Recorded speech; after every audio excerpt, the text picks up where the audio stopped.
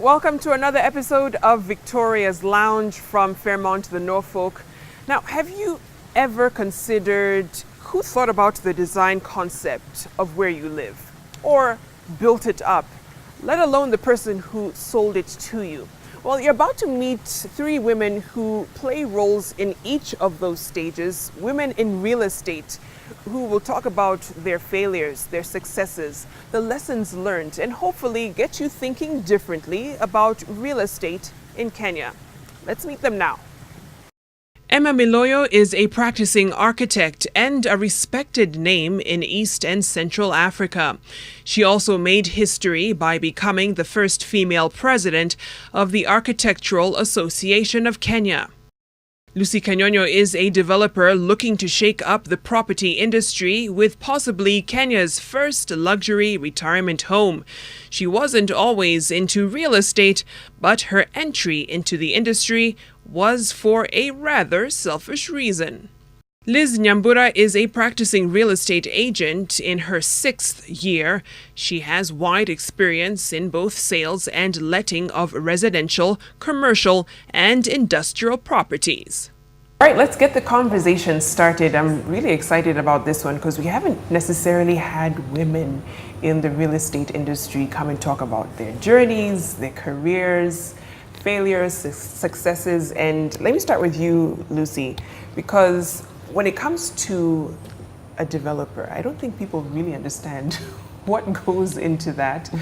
But take us through your journey. Why do you decide to get into developing properties? Very strangely, I just found myself being a developer. I had a need that I could not find anybody to meet that need. And I realized that need, there are not many people developing senior citizens retirement village, senior citizen homes with assisted living, which is my next stage in life. So I was looking for where I'll be, my next stage in life, and I could not find. And I decided, okay, this is a need that needs to be filled. Why don't I be the person to give people that option? So I found myself as a developer. So what are some of the challenges that you initially met coming into that space? My biggest challenge was dealing with contractors. Mm-hmm. You know, most contractors are men. So when they look at you, they think you don't know, or they think that you don't have standards that you're looking for. Mm. I've been an entrepreneur for a long time, so in other fields. Yeah. So I'm very on top of things and I'm very critical. So I found that it was very difficult to get the right person to work with. But you find ways to overcome that, so I hooked up with a company that deals with buildings. Mm-hmm. So they take over the contractor away from me. I mean, it's a tough industry also considering the risk factors that come into entering a space like that. When it comes to property, it fluctuates depending on the environment. For you, Liz, you're a real estate agent, so you're on the other side of the spectrum from Lucy. What got you into selling properties? Actually, when I started selling properties, I was not really looking into getting into real estate. Mm-hmm. I've always wanted to sell. I mean, it's something that is it's so much fun for me to just do selling and marketing in general. But I wasn't sure what exactly I wanted to sell. So initially I was just looking for a job and I ended up in a real estate company. And I liked it. I just started growing my interest from there.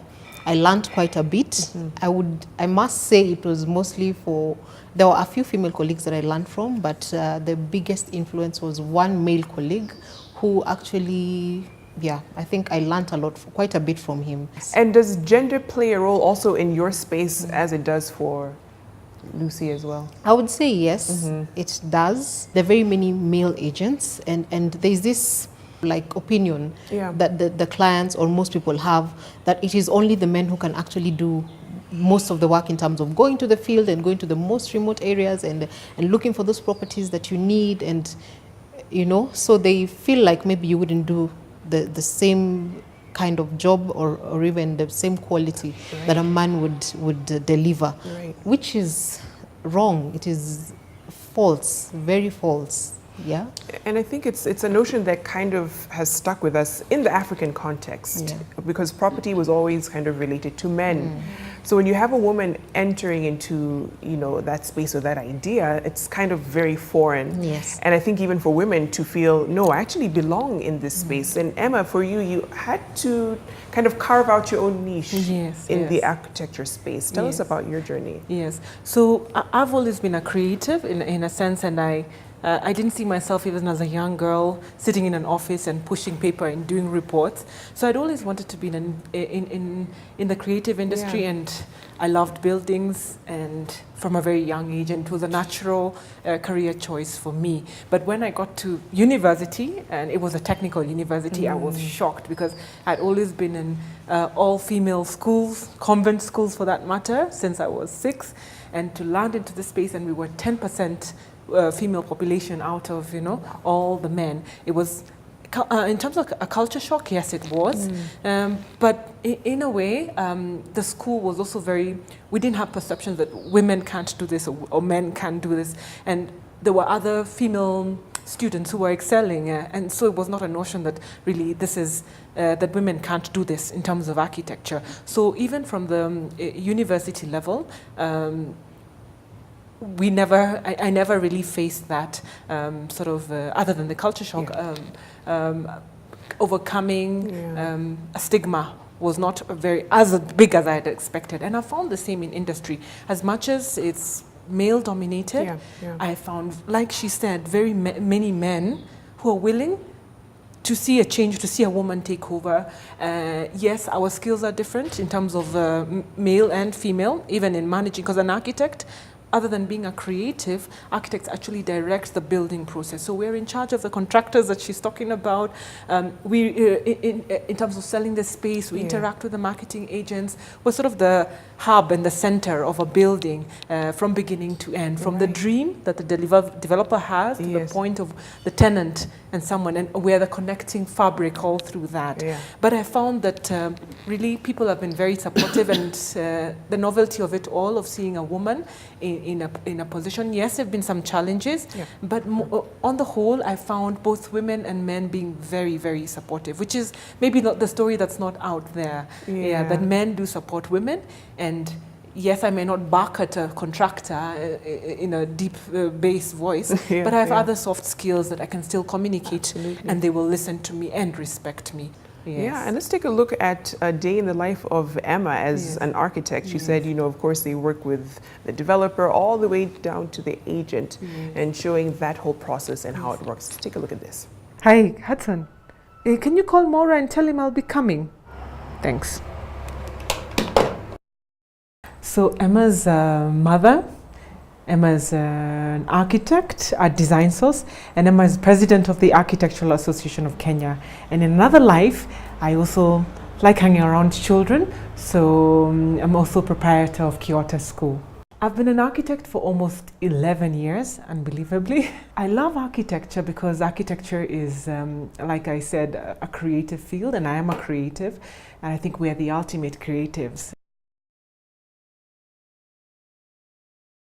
As much as I'm the architect, many times the client actually knows what they want, and I'm just helping them to realize that dream. So working together, I wouldn't say every design is perfect. I don't think there's anything perfect in this world, but as much as possible, you try and fulfill the client's brief, you try and meet what their dream project, interior office, look and feel of a certain place is. What's the full name?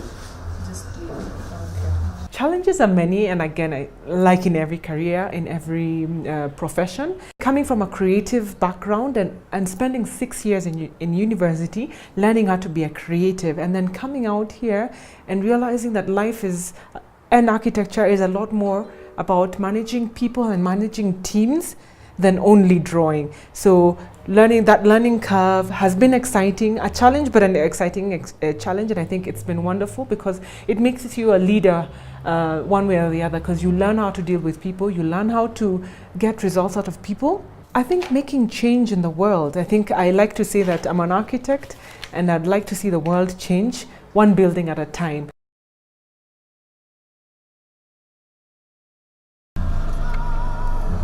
If you do what you do and you do it well, people will see that and people will believe in you. To any woman out there, just do your best.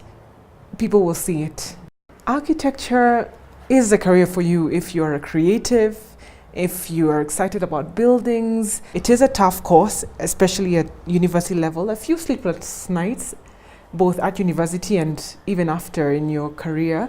But just hanging there, there's a lot in store. Come along, come along.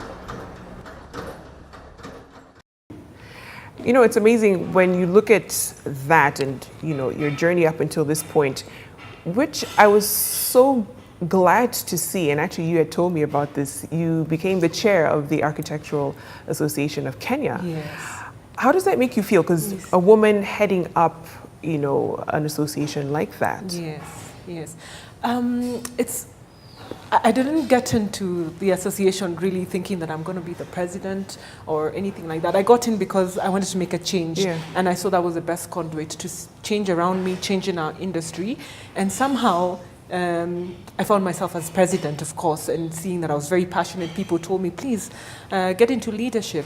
And I think the time was right. So being the first female president is very, very important to me in setting in also mentoring other young women to come into leadership and to come to the fore, Right. and just being up there on a pedestal, and so that other younger girls can see that it's not a big deal, you know. There's nothing special about me that is more special than say they are, Right. and they can actually do this. I found it has had a very great impact, and more female leaders are coming through in industry, and even just speaking towards women in real estate, we formed a caucus and a network of women through the whole entire real estate cycle. And it's been wonderful to talk to other women, to talk about our challenges, to mentor young professionals, because that's where there's been a very big gap, students and professionals. So paying it forward in a way that, yes, we've made it, but we can't shut that door, and we have to hold it open for other women to come through. And same with the young professionals, they have to hold it open for other students to come through, because in the academic cycle, it's not a big deal. We have a lot of women coming into real estate, but in practice, Yes. and people getting into the industry, there's been a lot of, there's been glass ceilings in that respect. So it is important to me to be in these leadership positions just to inspire other women. Amazing, amazing. And we don't realize how important it is, like you're saying, to have women in those decision-making roles to really see a change in the industry. On that note, let's take a short break. You're watching Victoria's Lounge. The conversation continues after this.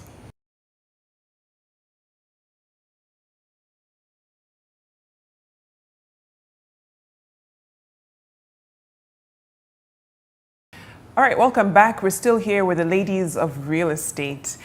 You know, Lucy, I want people to wrap their minds around what it takes to really be a developer. Of course, you talked about the headaches when it comes to dealing with contractors. But you didn't come from a real estate background. We were talking about this during the break in terms of maybe an architect or real estate, agent, someone who had an idea of how this industry works. But you came in really from, there's a problem and I want to fix it. And you took a huge risk to want to kind of start this new development. But kind of take us through your thinking process in wanting to, get into that space, but then also sell the idea and have people buy into it. You see, I was creating something for my generation. My generation is maybe, I was catering for about 50-year-olds to 70-year-olds, or beyond 70. Yeah. I've been in Nairobi for the longest of time.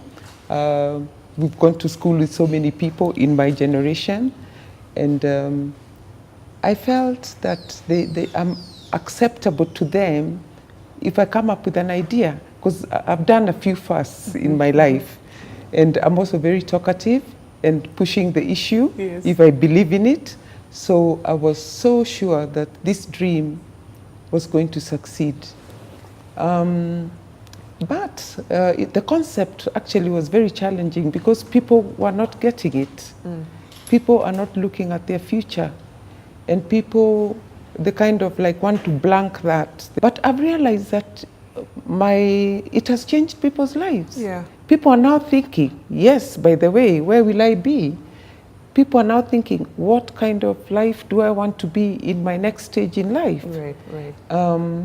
So for you to be responsible, you've got to know where you're going to be. Yeah. Are you going to have your children take care of you, or are you going to be in a place where if all your life you're in the middle class or maybe in the upper class, are you going to wait until your children take you to mji wa wazee or something because you had no plan? Yeah, yeah. And also it's responsible for you to put that burden on your children. I just wanted to give people an option. And what about the financing end of it? I just called a few people and told them, look, this is what I have. Why don't you come on board and we start this together? At least in my old age, I know I'll be next to you. I know I'll be next to you, and you want to be next to me. So that's how I raised my first capital. Wow. So pooling together with people who Yes. are more or less in the same stage as you are and wanted what you want later on in life, Yes, that is. that's Wow. how I pulled my first capital. Wow. Okay, then I started the development.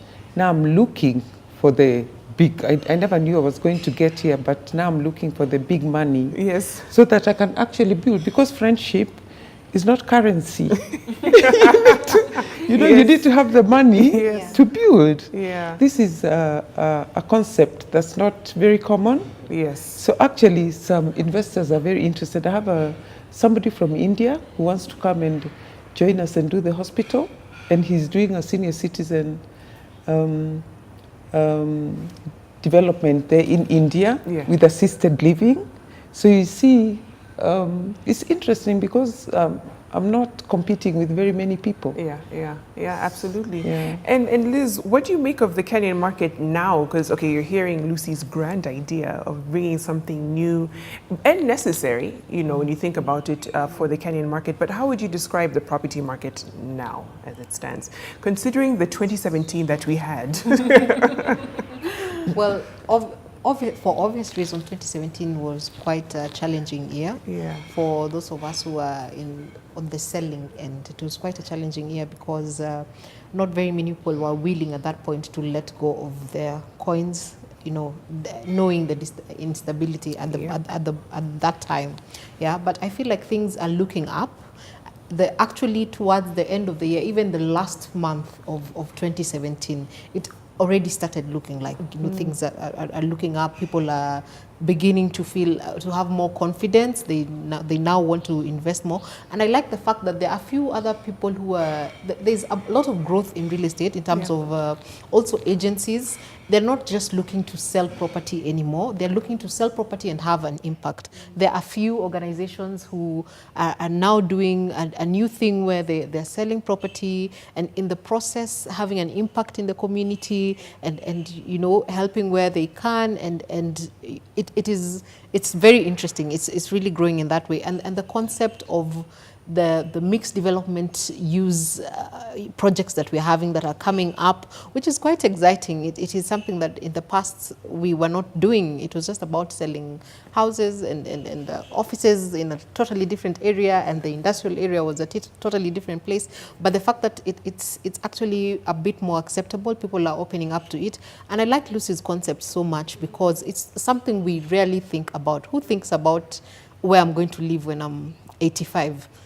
Rare. It's very rare, you know, but she's providing that. She's given that option where, fine, you've lived your life, you've had all your investment, but you need somewhere where you can have your companionship and have your peace, and you know, and I like that because there's a lot that the market is opening up to, the new concepts, and even hers, I know, will definitely take off for that reason because people are opening up a bit more.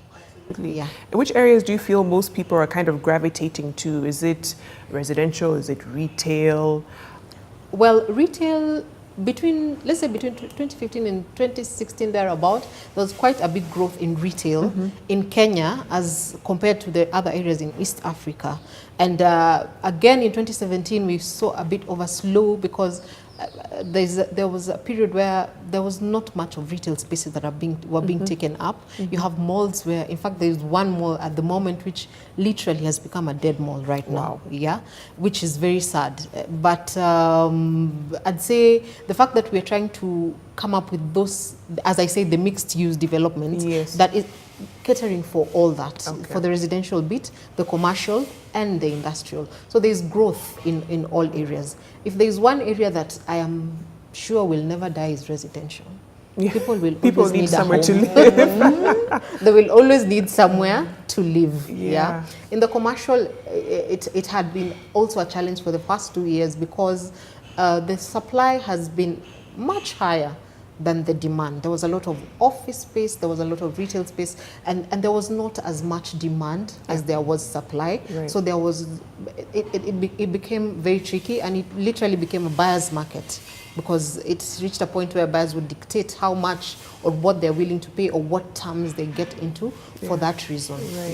But the mixed-use development, that's the way to go. I feel that that's the way to go in the real estate because, I mean, in the real estate market in Kenya, it caters for all the needs. And if you're a developer and you're looking at something like that, then you're good to go because you're providing a lifestyle. Somewhere people can work, they can earn their money, they can live there, they have their amenities where their children can grow and everything, you know, all, let me not use that phrase, all in one house, It's interesting because it's almost underpinned by that whole social aspect. You know, people feel that this really meets each of my needs at every level. So very interesting. Let's see if more of those come up. We're seeing a few of them, but let's see more. We're seeing a few of them, and they're actually taking off. Wow. Yes. Okay. Yes. Well, let's take off for a few minutes on this break. We'll be right back. You're watching Victoria's Lounge. Stay with us.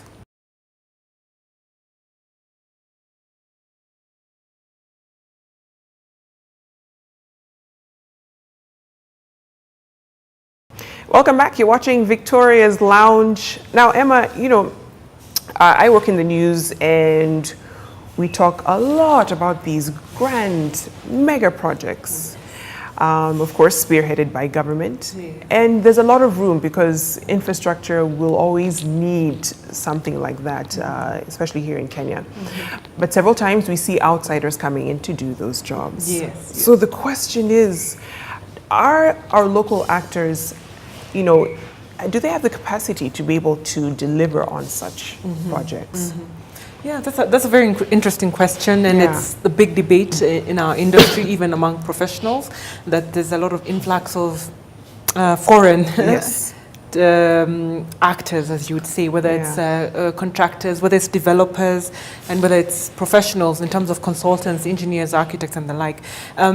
There's big debate, but what really, for me, in terms of the big projects, for example, the SGR, really, we've not built a railway for over 100 years. What's important for us as Kenyans is to ensure that there's technology and knowledge transfer, such that in 5 years, in 10 years, we're still not having very many foreign players. And maybe then having Kenyans actually going out and designing SGRs and other mega projects, be it Two Rivers and the like, and having the capacity to do that. But for now, we do have, you know, a challenge in terms of capacity in knowledge and just the sheer number of professionals who've done mega projects. But I think the fact that Kenyans are experiencing all these mega projects is good for us, and we must then transfer that into other projects where Kenyans are actually designing them. I really like the fact that you mentioned, you know, a Kenyan can build an SGR in Malawi or in Nigeria. You know, we can actually help each other out, that whole intra-Africa connection. But when it comes also to opportunities for women, from where you sit, where can they plug in? Someone's watching this and they're thinking, I would love to get into the property market. I'd love to get into real estate.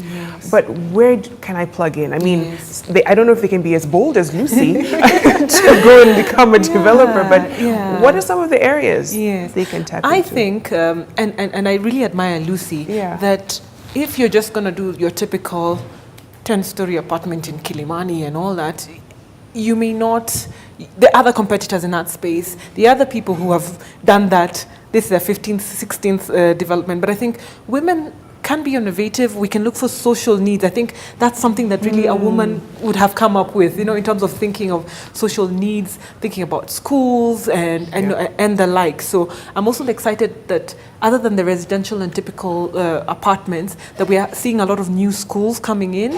And with that, there's a lot of real estate development, and you're creating communities around that. So for women, I think to challenge them, not to come into the space and just business as usual. Think of a problem in society and create a solution, and it will work. And you can fail at it. It's a big risk, but you must get up again and try again, because the first time will be a learning journey. The second time, you'll crack it. So not to be afraid to fail. But I think it's important also for government to support women, because access to collateral is a challenge for women. Like you had said, that traditionally property was held in men's hands. So even access to collateral to take to take loans and the like has been difficult. And maybe Lucy's model was just coming together with certain people and picking enough momentum to then be able to approach a financial institution to get financing. But government and private sector must start looking at these social projects and supporting women in that regard. So you'll find a lot of the women developers were actually backed by their husbands or their fathers, or it's old money in a sense. So it has been a difficult journey for women in this space in terms of developers, not maybe as consultants or real estate agents, but just being the ones at the fore in financing this project. So we look forward to a lot more diversity in thoughts and ideas. Lucy, I'm so inspired by the fact that you were willing to take, that jump, and hopefully it comes into fruition and people are inspired to begin more and more projects, like that. But what's something before you came in you wish you knew? I wish I knew what being a developer is. I had the idea, romantic idea. I knew exactly what I want, but I actually never thought about the journey of a developer. So it's been a journey. So it's been a journey. I knew nothing. I have never developed. So I really knew nothing. I learned from scratch. But I knew what I wanted to do. As long as where you know where you want to be, then you find somebody to take you the steps to where you want to be.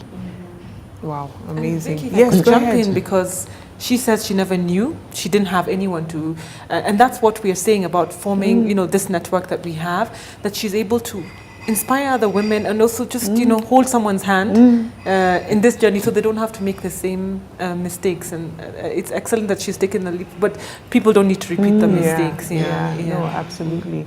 And for you, Liz, what is your hope, at least for the property market? Of course, you mentioned the future could be these mixed developments, but what's your hope for the property market moving forward?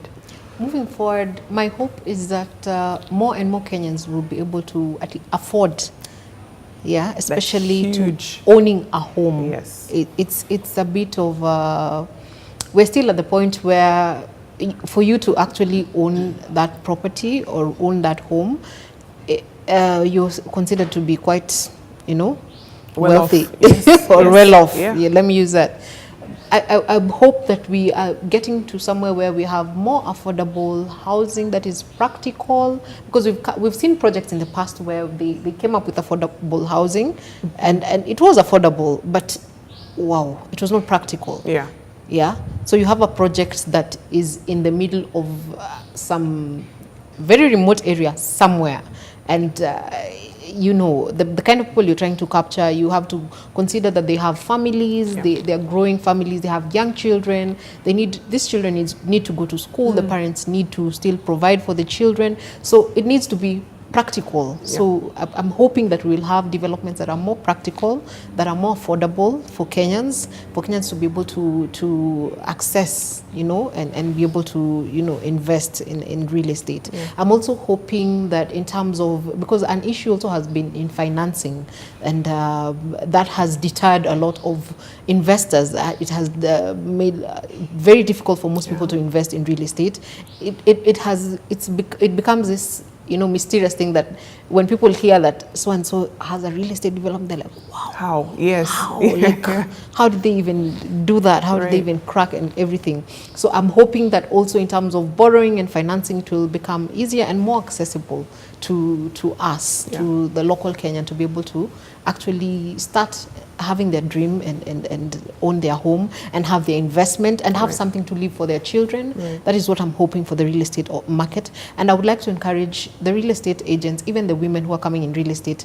We have failures. You come into it and there's sometimes you don't do as well as you expected to do in a project or selling certain properties. That does not mean that you cannot do well. It just, it's just that happened, learn from it, move on. I would just encourage all those ladies who are coming into it, just to don't shy away at the first, because that happens a lot, since we're not selling, we're selling $1 million properties and products. You're not selling something cheap. So a sale might not come tomorrow. You don't talk to a client today and the sale comes tomorrow. You just have to be quite resilient for you to see results. So I'd like to encourage, because that's one of the challenges that most people face when they're selling in real estate. Patience, certainly a quality you really need, especially when it comes to real estate. And Emma, you mentioned earlier the importance of having someone like you, a woman, in the decision-making roles to open doors for the younger ones coming after you. But what would you tell them, in terms of pitfalls they are likely to meet when beginning their journey and throughout? I'm sure you still go through them now. Yes. And I don't think there's any profession without any pitfalls or challenges. And really, yes, the training is rigorous in a sense, and you will have sleepless nights. It's sort of a tradition in architecture that sometimes you'll go 2 nights without sleeping because you're trying to deliver on a project, even in practice sometimes. So just that, meeting deadlines and working towards a pitch, and if it's a competition and the like, even in practice sometimes we have those kind of things, and working towards something. So the pitfalls are there, but the challenges, I wouldn't even call them pitfalls. They're challenges, but every profession has challenges, and it's nothing that you can't overcome as as a woman and the like, and just keeping at it and being ambitious and knowing and being a go-getter. And if you fall, you get up again. If a client doesn't like something you did, it's okay. Or if you lose a client, there'll be other clients. And if you have it, you will get it. Absolutely. Yes. And before we wrap up, I really want to get your thinking on this, because Liz mentioned this whole issue of affordability, especially when it comes to access to housing. Of course, we've heard the president make commitments of what they'll do from the government side. But even from thinking of concepts, practicality and affordability, how can architects and those at the thinking and concept stage really help answer that? I'm very excited that number 2 on the Big 4 agenda for the government is affordable housing, because it has been a very serious need. I mean, in the last 20 years, we've seen informal settlements come up, which were not there in the 80s, and there was more thought in terms of housing the poor. And it is a must. We must think of it, not only in home ownership, but there are some people even putting food on their table. They can't forget about home ownership. By the time you can own a home, even if it's 1 million shillings, that's not everyone. That's not even probably 60% of the country can't afford that. So government just working towards, first of all, housing the poor, like we used to in terms of social housing. It's something that happens world over, and having that subsidized. I think the Jubilee government is focused on home ownership, which is also very good, and having people being able to own. I think they're talking about 500,000 houses. As architects, the solutions are there, but you find, and Liz spoke about it, the thing that makes affordable housing very expensive, or rather housing as a whole, is number 1, land and financing. Those 2 aspects. There's building materials, but there are solutions out there in the market. So it's not something new and something strange, but the cost of housing, that's why the affordable units usually are very far. So government must think about transport and public transport, in terms of mass transit that is efficient, that is clean. So I can live in Athi River and it takes me 20 minutes to come to the city. What does that do? It deflates in terms of what has been skyrocketing land prices. Yeah. Even in a tough year like 2017, the prices of land just continue to escalate. Wow. And it's not possible for people to, then afford houses. And financing has to be thought of as well. So we look forward to government thinking outside the box in terms of financing and solving that problem of transport and infrastructure, because it really, that will unlock a lot of land outside in the suburbs. We're not the biggest city in the world. Yeah. The biggest cities, there's the Tokyo's of 40 million and the like, but they have efficient public transport, which means then that it opens up so much more.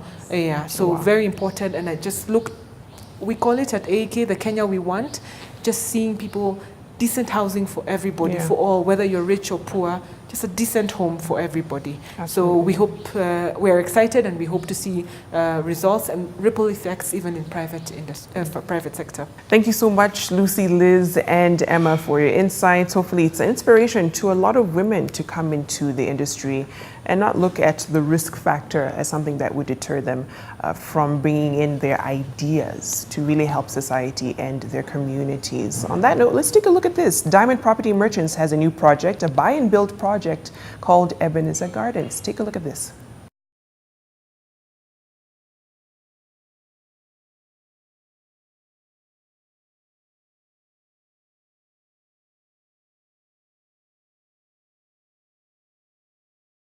My name is Jeff Mtinda, the Assistant Marketing Manager, Diamond Property Merchants, your home of strategic land investment. And we're here to introduce to you our approach to investment, that is the buy and build investment. We give the client an opportunity to be involved in the process of owning a home. That is, you buy the property that we're selling to you, and then on the building aspect of it, we involve you. We give you the approved plans, we give you the architectures, we give you approved contractors that will make sure that from end to end, we'll be able to monitor your project from the day that you're starting to build to the exit. We have two projects along Kangundo Road. One is Ebenezer Garden, the second one is Eden Park. These projects will be able to take you through the buying and the building process, where we'll also be able to offer you supervision, consultancy, and even to the part that will be able to vet our contractors who will take care of your house for you. And therefore, at this juncture, welcome and hear from our client. My name is Scholastica Mwikali, and I learned about Diamond Properties during a home expo in KICC in April last year. After that, I purchased a project at Eden Park, about 2 plots. Yeah, because at that time I was looking for investment, something to invest to buy a property. My experience so far is very good, because at that time I was looking for somewhere I could build a home, and the concept with Diamond Property was just excellent. It was what I was looking for. Because it's a gated community, and there, when you're building a home, you need security and all that, and all the other facilities available. They are making it all possible for me. My motivation to get to this kind of project was because of the advantages that I would have gotten. For me, it was it is affordable, because a plot, if I was going to buy a house, I would maybe probably spend 7 to 10 million.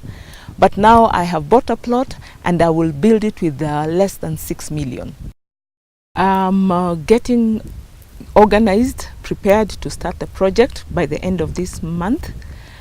And I'm really motivated, because I'm seeing other people building in that place, and I'm really excited to even start the building. The benefits of a buy and build investment is that Diamond Properties will give you pre-approved plans for the building. They will also give you consultancy, and also they will supervise the project for you from the beginning to the end. Now that you've heard from our client who has invested with us at Diamond Property, I hereby now invite you to take the call to be able to invest with us in our project. Our project range from 600,000 to 1.4 million, depending on your choice. We have the choices for bungalows, and we also have choices for mansionettes, which range differently. Our houses will cost you between 1.6 million to 4.6 million. As a client, what we promise you is one, affordability, and the second important thing is flexibility. I now invite you to SMS the word home to 22002, and we'll be more than glad to serve you. At Diamond Property Merchants, we promise you affordability and flexibility. Thank you so much and welcome.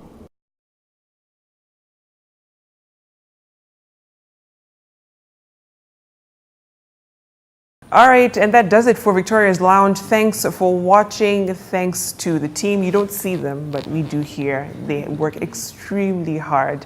And of course, thanks to you, the viewer. Keep the comments coming. Hashtag Victoria's Lounge on social media. Thank you to the Fairmont Norfolk for hosting us. Hey, let's do this again next week and have a lovely evening.